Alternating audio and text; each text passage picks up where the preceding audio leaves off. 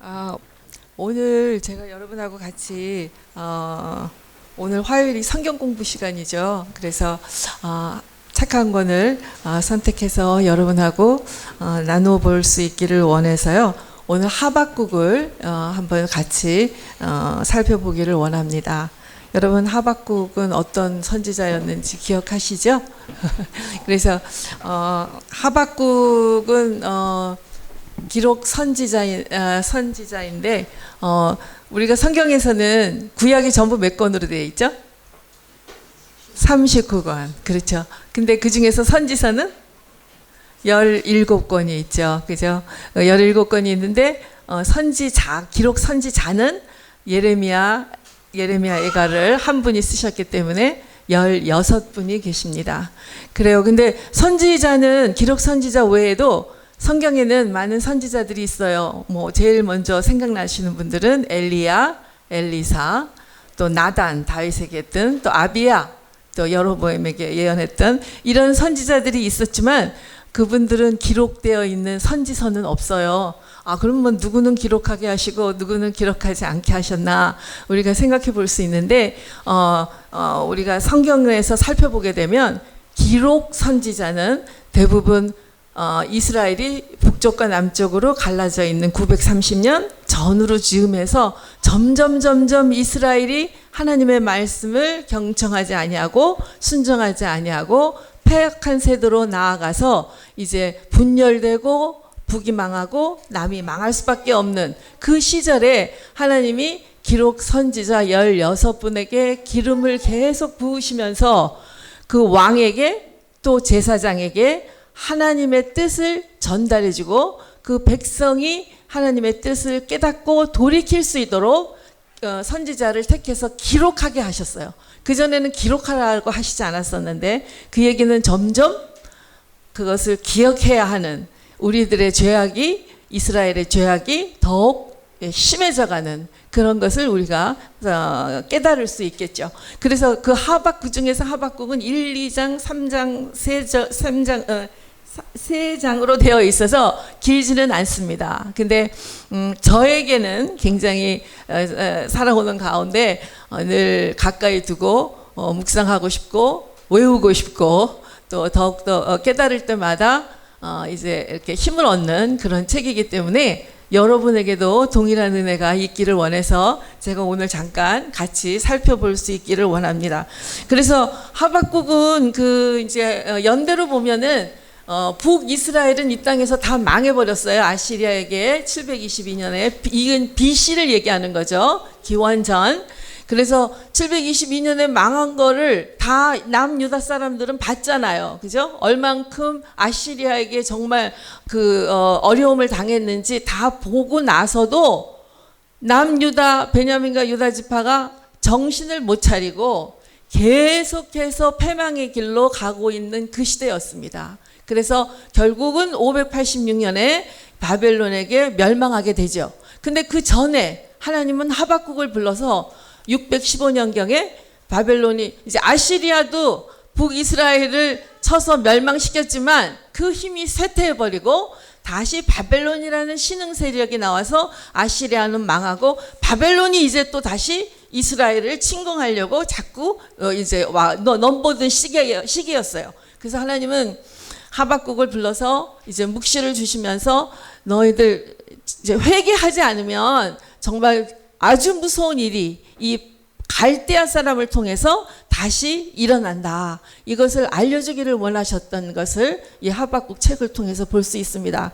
근데 선지서는 대부분 하나님께서 말씀하시기를 여호와께서 말씀하시기를 그렇게 쓰여져 있죠. 왜냐하면 선지자에게 하나님이 말씀하신 것을 기록한 거니까. 근데 이 하박국은 이제 1장 1절을 우리 선지자 하박국의 묵시로 받은 경고라 있잖아요. 그 다음에 2절부터가 하박국이 여호와 하나님께 부르짖는 것이 나오기 시작해요.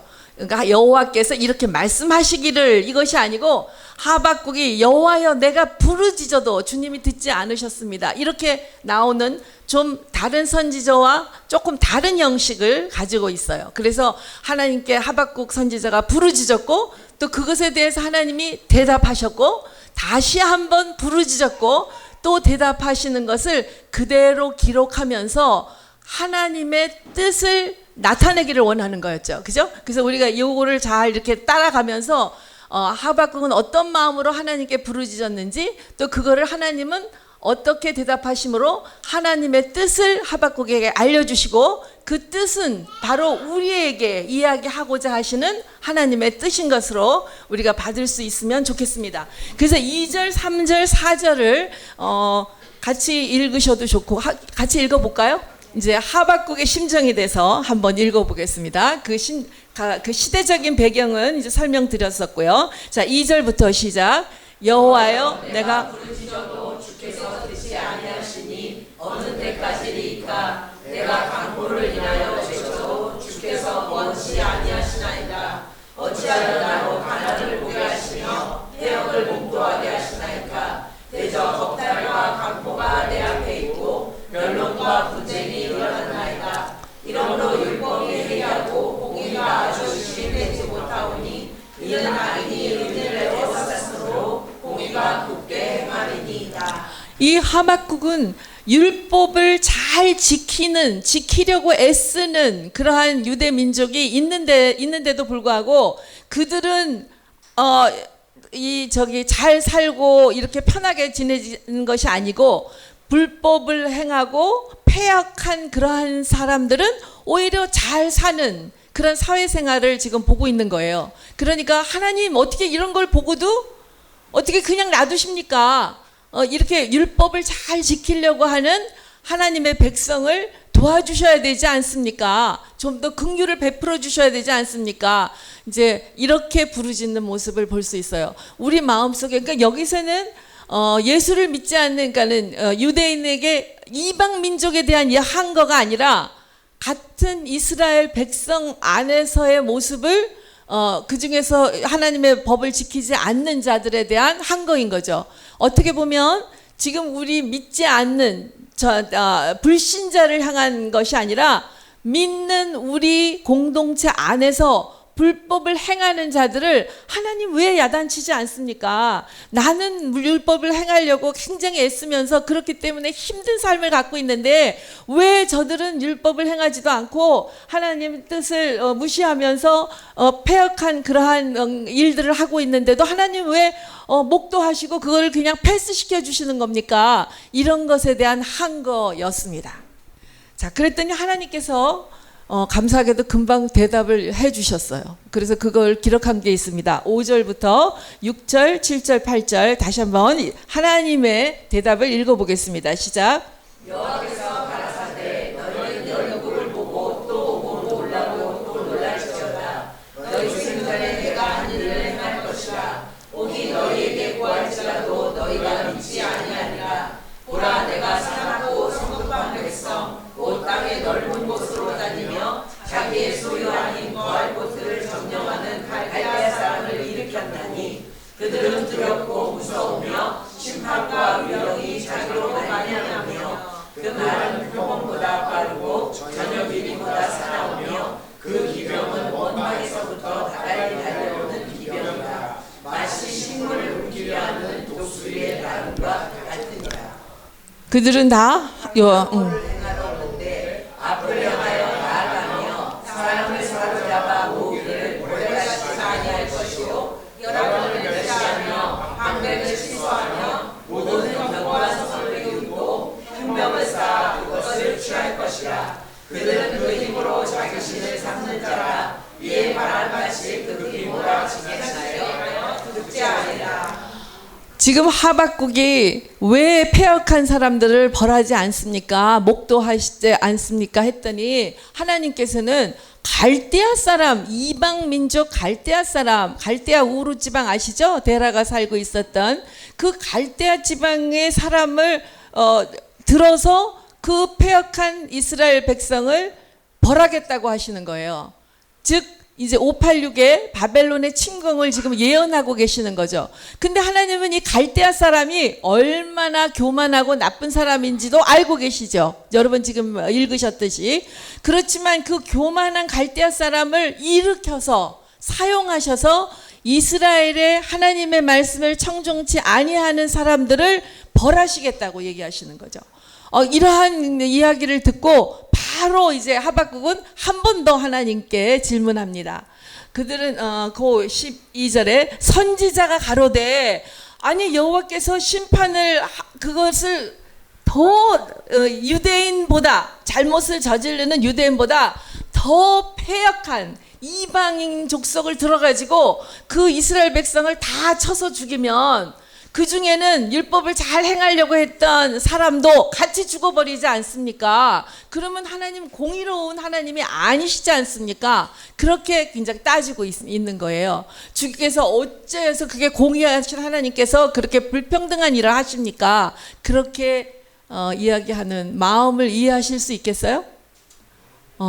그 잘못한 사람만 하나님이 찝어서 야단을 치셔야 되는데 그렇게 전쟁을 일으켜가지고 이스라엘 남유다를 다 멸망시키실 거면 그것도 아주 더 나쁜 괴율한 자들을 일으켜서 하나님의 백성을 다 쳐서 죽인다면 하나님은 공의로운 하나님이 아니시지 않습니까? 이렇게 하나님께 이제 다시 한번 말씀을 드리는 모습이 하박국 1장에 나와 있습니다. 자, 이거를 보면 이제 지금 하박국이 하나님과 어떠한 지금 이야기를 하고 있는지 대부분 짐작은 하는데 그 다음에 이제 이 하박국이 2장에서 기다리는 거예요. 성루에서 기다리면서 이제 하나님이 어떻게 대답하실 건가? 내가 참 괜찮게 질문했지. 아니 어떻게 이렇게 공의의 하나님께서 그럴 수가 있어. 그런 마음을 가지고 대답을 기다리고 있었어요. 그 기다리고 있을 때 이제 2장에 보면 하나님께서 대답하십니다. 자, 2장에 보면 제가 읽어드릴게요.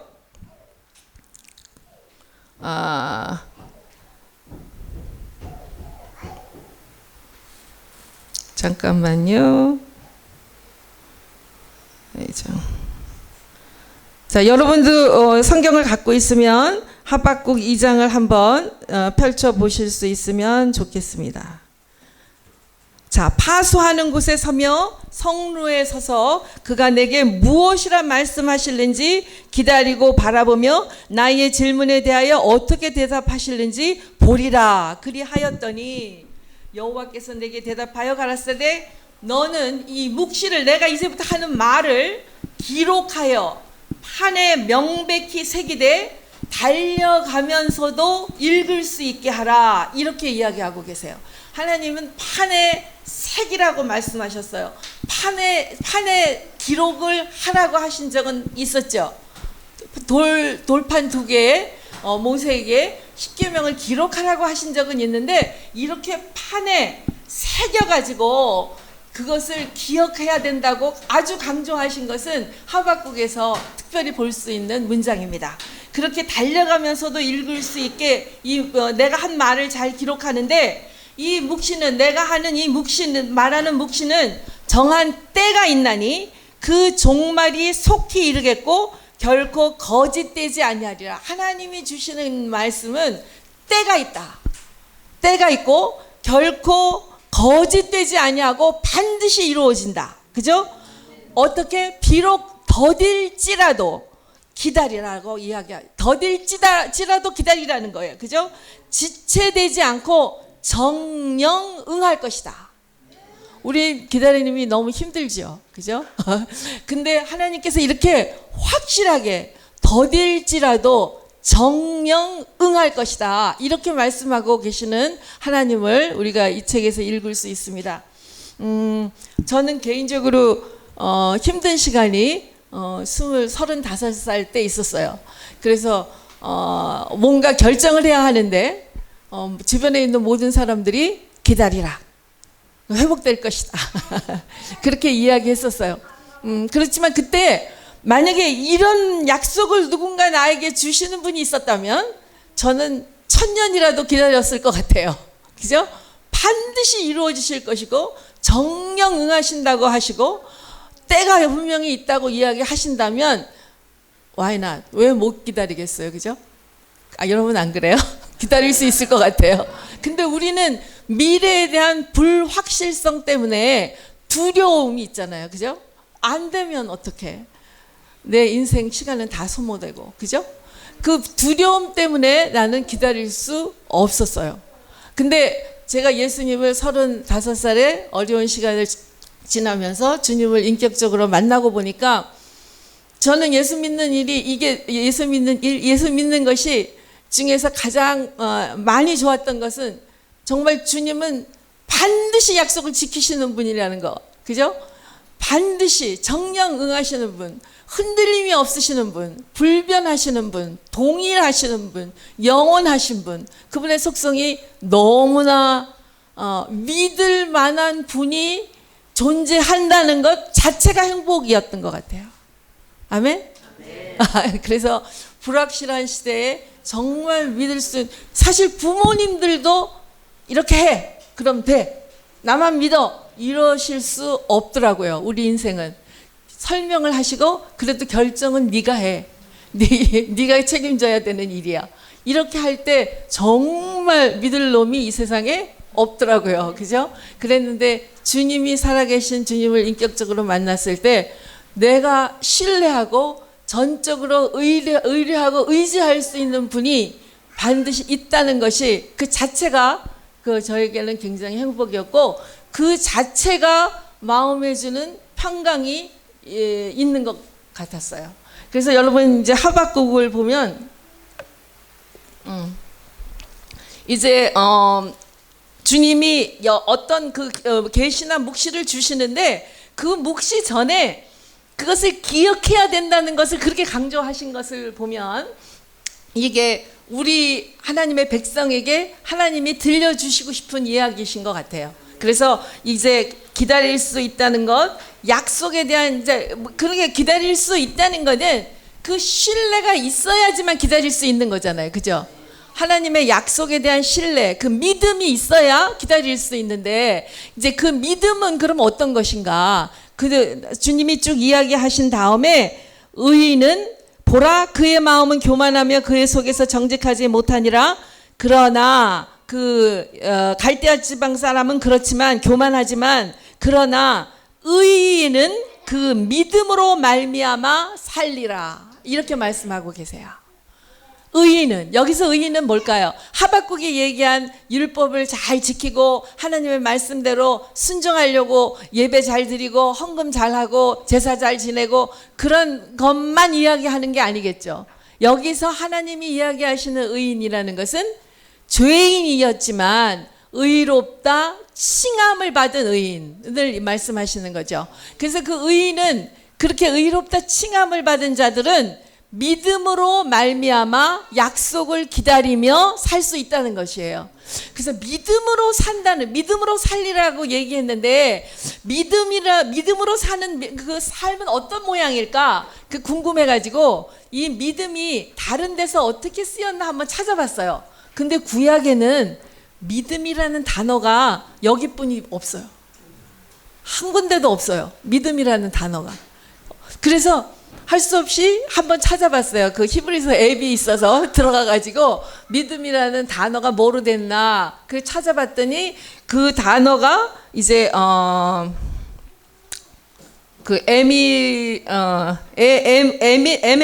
에메트라는 단어로 되어 있어요. 그래서 그러면 에메트라는 단어가 쓰인 거는 몇 군데가 있나 찾아보니까 3군데가 있었어요. 근데 그 에메트라는 단어를 믿음으로 이렇게 번역하지 않고 미가서에서는 성실을 야곱에게 성실을 베푸시며 하면서 성실이라는 단어로 번역이 돼 있어요. 그 다음에 호세아서에서 또 한 번 사용하고 있는데 이제 그 호세아가 장가를 드는데 진실함으로 내게 장가를 든다. 그러니까 이 믿음이라는 에메트라는 단어가 이제 3번 구약에서 쓰여지는데 성실함, 진심으로 라는 뜻으로 쓰여진 것이죠. 믿음으로. 그러니까 이게 다 동일한 뜻이라는 거예요. 그러니까 우리가 이렇게 바꿔볼 수 있는 것 같아요. 의인은 믿음으로 살리라. 의인은 성실함으로 살리라. 의인은 진실함으로 살리라. 이렇게 바꿀 수 있다는 말씀이죠. 그래서 결국 하나님이 이제 나중에 신약에 가서는 사도 바울이 믿음은 이제 의인은 믿음으로 살리라, 의인은 믿음으로 살리라 엄청 많이 쓰셨어요. 서신서에 뭐 갈라디아서, 로마서, 뭐 그냥 서신서에 다 쓰셨는데 결국 이 하박국에 있는 이 내용을 깨닫고 그것을 붙잡고 이제 우리는 모두 죄인이고 주님께 구원받을 수 있는 자가 아니지만은 하나님께서 십자가의 죽으심으로 구원받을 수 있다는 약속을 십자가에 죽기까지 그 약속을 성실히 지킴으로 해서 우리가 의롭다 칭함을 받고 믿음으로 구원을 얻었지만 또 살아내는 것도 믿음으로 살아내는 것이다. 성실로 살아내고 진실함으로 살아내는 것이다 라는 것을 계속 신학에서 이야기하고 있는 모습을 우리가 발견할 수 있죠. 그래서 호세아는 이렇게 하나님과 이제 항의하고 부르짖고 대답하는 가운데 자기의 문제도 해결하고 또 새롭게 의인이라는 하나님의 의인 안에서의 의인이란 정말 하나님의 긍휼하심을 입은 자, 하나님의 구속함을 받은 자, 정말 죽기까지 베푸신 사랑을 안에 거하는 자라는 것을 이제 깨닫고 이제 그 부르짖음과는 다른 그 믿음을 가지게 되는 모습을 볼 수 있습니다. 자, 그래서 하박국은 이제 그렇지만 아무리 자기가 이제 하나님 안에서 그 하나님의 약속을 믿고 의지하고 이제 늦게라도 반드시 이제 의인에게 하나님 기회를 주신다, 축복하신다는 것을 알았지만 우리 성경에 보면 이제 그 갈대아 사람이 그 나라를 쳐들어오는 모습에 대해서는 두렵고 떨리는 건 마찬가지예요. 우리가 예수 믿는다고 뭐 하나도 어디가 안 아프고 괴롭지 않은 게 아니잖아요. 그죠? 그 두렵고 떨리는 것이 3장 16절에 나와 있습니다. 한번 읽어보실래요? 얼마나 두렵고 떨렸는지 하박국이 하나님과 이렇게 이야기하고 대면하면서도 하나님의 예언대로 이제 갈대아 사람이 곧 쳐들어온다라고 이야기하니까 3장 16절에 다 한번 읽어보실래요? 내가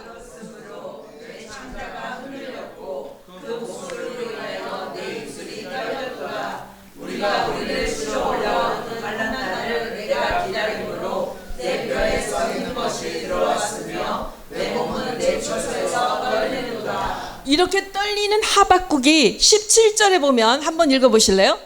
비록 무화과 나무가 구성치 못하며 포도나무에 열매가 없으며 감람나무에 소출이 없으며 밭에 식물이 없으며 우리의 양이 없으며 외양간에 소가 없을지라도 나는 여호와를 위하여 즐거워하며 나의 구원의 하나님을 위하여 기뻐하리로다. 이러한 고백을 바로 할 수 있었던 그 과정에는 그 사이에는 어떤 일이 있었을까요? 막 두려워 떨렸는데 나는 그냥 하나님 이제 외양간에 소가 없을지라도 나는 그냥 구원의 하나님으로 인하여 기뻐하리로다 하는 마음을 갖게 되기까지 어떤 일이 있었을까요? 그 15절 3장 1절부터 15절까지를 보면 정말 하나님이 나의 삶 가운데 어떻게 애굽에서부터 불러서 나를 광야에서 인도하셨고 어떻게 나를 먹이셨고 어떻게 돌봐주셨는지 그 하나님의 은혜를 다시 한번 다 기억해 보는 거예요. 그러면서 그분의 긍휼과 인애를 이제 다시 기억하니까 다 없어도 괜찮아. 열매가 없어도 괜찮아. 뭐 비었어도 괜찮아. 안 먹어도 돼. 소출이 없어도 돼. 이러한 정말 넉넉함으로 그 하나님의 구원의 하나님으로 인해서만이라도 기뻐할 수 있는 그러한 자리로까지 이제 성숙해 나가는 것을 우리가 볼 수 있습니다. 그래서 마지막 절에는 이제 그 마지막 절을 한번 봐주실래요? 3장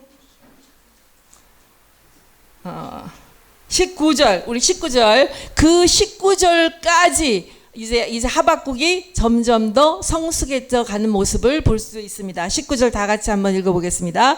여호와는 나의 힘이시라. 나의 발을 사슴과 같게 하사 나로 나의 높은 곳에 다니게 하시리로다. 이 노래는 영장을 위하여 내 수금에 이러한 모습으로까지 발전해 나가는 하박국을 볼 수 있습니다. 자, 여러분들 우리가 신앙생활을 해 나가는데 정말 하나님이 왜 대답이 없으신지, 왜 정말 이렇게 오랫동안 기다려만 하는지, 정말 이러다가 그냥 안 되는 건 아닐까, 하나님 모른 척 하시는 건 아닐까, 이러한 기도의 응답이 이루어지지 않는 건 아닐까 하는 어떻게 보면 불안, 두려움, 이제 그런 것들은 바로 이제 하나님은 이제 나를 믿음으로, 기억함으로 그것을 해소할 수 있도록 그 신뢰를 반드시 이루어 주신다.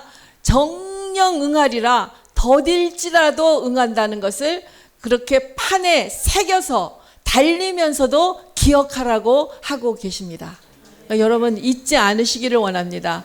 우리가 다 함께 잊지 않을 때에 이제 드디어 약속을 성취하는 우리들이 될 수 있으리라고 확신합니다. 아멘. 그래서 우리 이제